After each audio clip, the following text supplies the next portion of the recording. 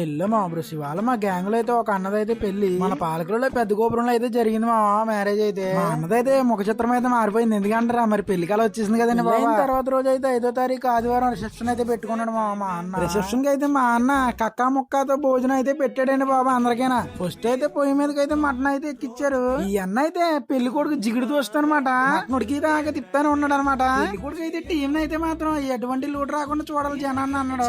అయితే డిఫరెంట్ గా ఉండారు మా వాళ్ళని పూర్తయిపోయి అరేంజ్మెంట్ అయితే అన్ని చేసాము. కొన్ని కుర్చీలో కూర్చున్నాడు కదా, ఎరా డ్రెస్ ఎలా ఉంది అమ్మాయిలు పడతారన్నా కానీ అడుగుతున్నాడు బాబు. మామూలు ఆటగాడు కదండి బాబు ఓడ. ఇంకా అన్ని వంటకాలు అయితే రెడీ అయిపోయినాయి మావా.